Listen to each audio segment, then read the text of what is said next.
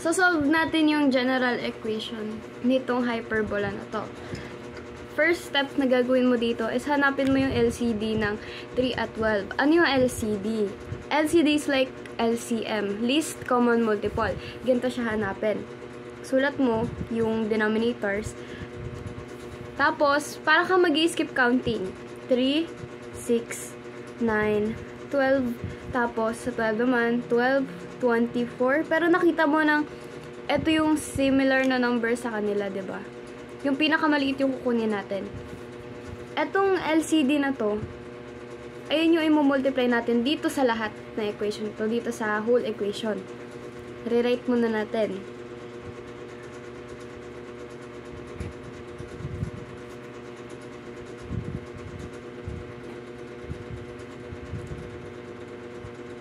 Times 12. Ay! Ba yun?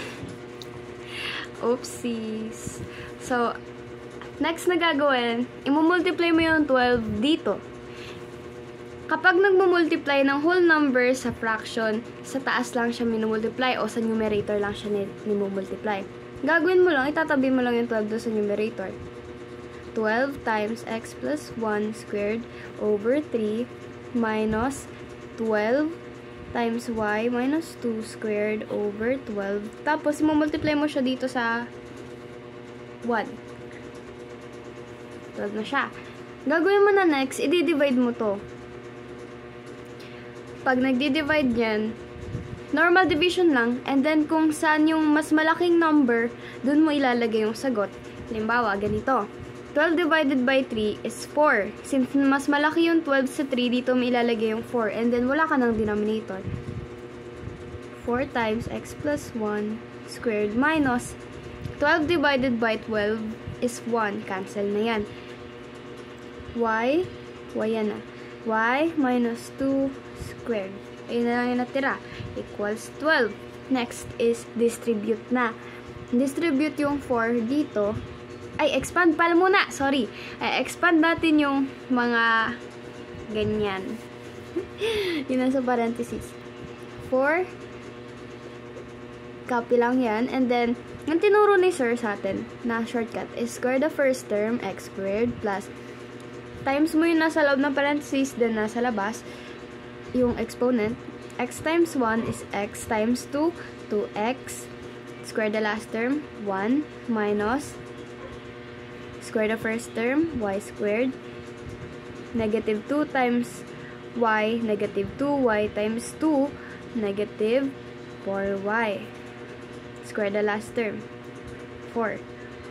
Equals 12. Ngayon, ayun na yung didistribute natin. 4, didistribute mo dito, tapos yung negative sign dito, didistribute mo siya dito sa pangalawang parenthesis. Yan. 4 times x squared, ay, nakarang pala yung kami ko.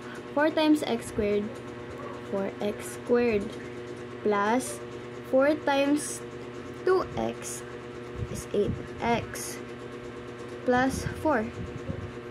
Tapos, distribute mo na yung negative sign dito sa whole parenthesis na to.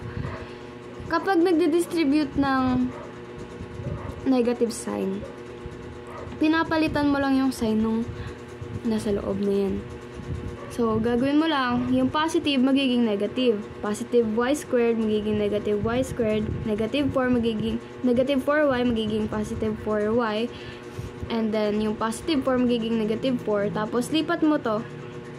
Yung 12, lilipat mo na. Magiging negative 12 equals 0. Ngayon, i-arrange mo na siya. Yung highest degree muna. 4x squared.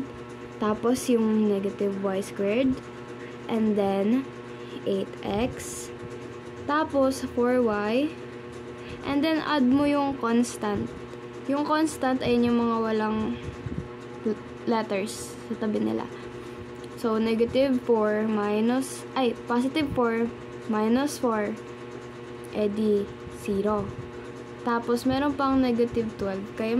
Kaya magiging negative 12 na lang. Tapos, 0. Ayan na yun.